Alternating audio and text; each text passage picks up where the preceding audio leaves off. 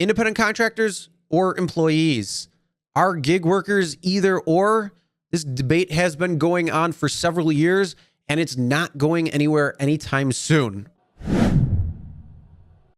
Hey everyone, my name is Chris, and welcome to the Rideshare Guy. And today we're going to be talking about independent contractors versus employees. This is a huge debate that's been ongoing, and it will continue on. Now, the difference is it's not just the companies that are saying what is what, but we're also getting state legislators and federal legislators involved, and it could be a huge chess match going forward. So today, let's talk about the whole independent contractor versus employee thing. We're going to go kind of a brief history of everything. Then we're going to go where we are currently and then going into the near future. So back several years ago, the distinction of being an independent contractor was pretty clear. You provided the car and the labor. The gig company provided the insurance, the dispatching, and the payment. It really wasn't set up as an hourly or salary rate, but instead it was a split. At the beginning, it was an 80-20 split. 80% went to drivers, 20% went to the companies.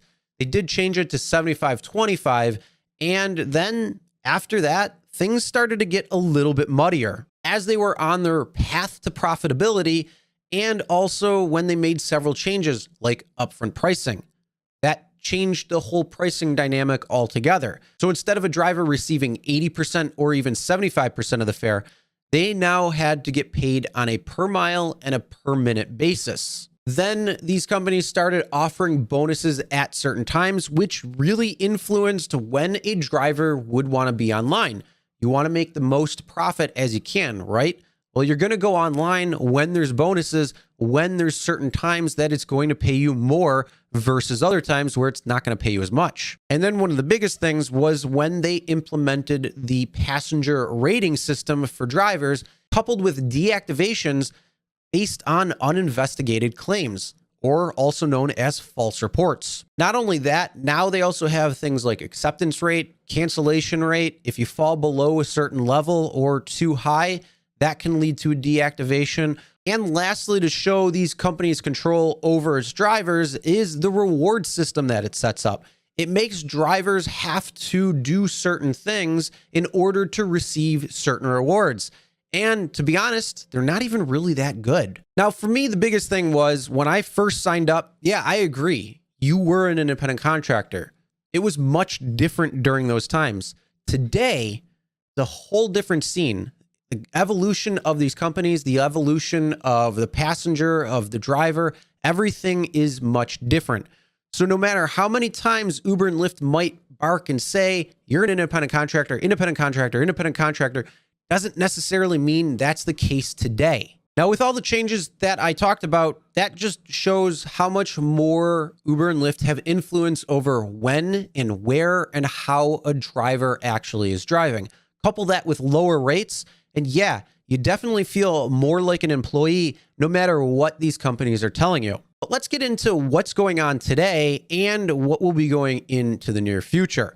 So today, there's several different states looking at legislation, trying to figure out and answer the question, are drivers actually independent contractors or are they employees?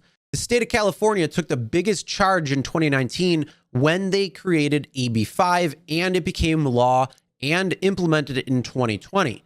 The companies then dumped over $200 million for a ballot initiative known as Prop 22 to essentially nullify AB 5, which would have created or very likely created drivers to become employees.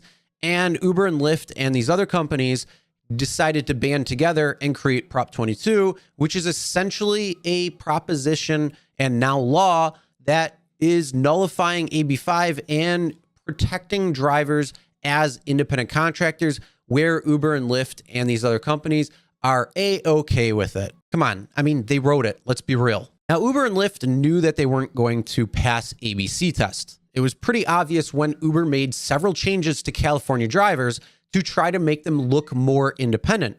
So then you look at the rest of the country that didn't have any of those changes, and you wonder, why didn't they do that? Because if you think that drivers are truly independent contractors and you say that, well, then you should probably continue to have those changes, where drivers are able to have more free decisions on when and where to drive, more influence on their own rates because they were able to change the rates, see the pickup and drop off to know and have the right information if it was going to be a ride that was going to be something where they were going to make money or they were going to lose money on. Now, Uber and Lyft know this, and they're trying to do everything they can to go state by state and work with legislators to try to keep drivers as independent contractors and implement some sort of Prop 22 in that particular state as well. Now, one of the biggest things too that could be very influential is on a national level. Most of the time, labor laws are designed with states,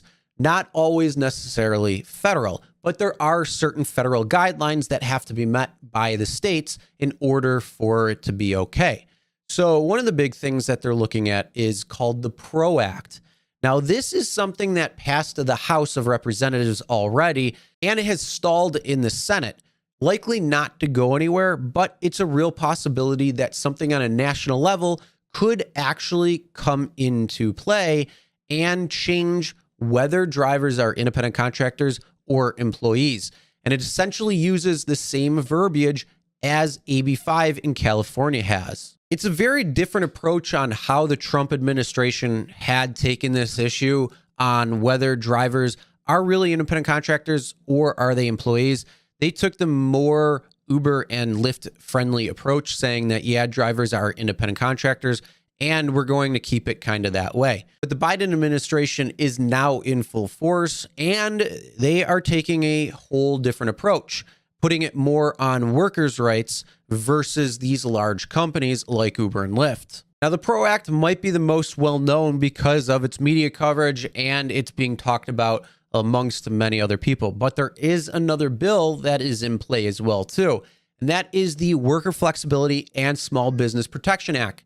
And that actually is looking to amend the federal fair labor standards to extend federal minimum wage and overtime protection to gig workers. Now, this also is unlikely to pass because the Senate and the House are at different odds with each other, and they are not looking to pass anything when it comes to trying to change any of these laws on the books.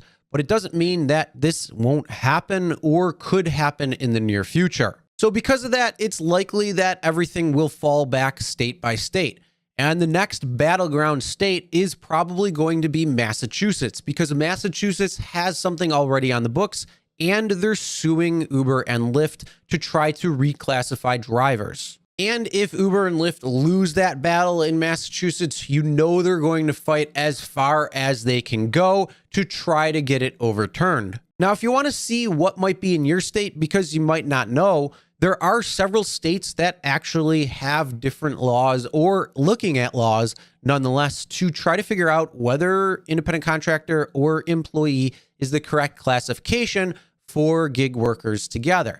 So if you want to know where your state might be lying, check the link in the description below. It's going to take you to an article by the Rideshare Guy that's going to have a state-by-state roundup. All right, so now I want to hear from all of you. What do you think? Do you think that drivers are truly independent contractors? Do you think that they're employees? Do you think it's somewhere in between? And where would you like to see it? And what changes would you like to see? Not only that, also tell me why you think those things. So comment below and let us know. Now, if you made it to the end of the video, make sure you give this video a thumbs up. And also, if you find yourself that you're not subscribed to the channel yet, make sure you do. Click that subscribe button, ring the bell for notifications so you'll be notified every time new videos are released. Drive safe, everyone.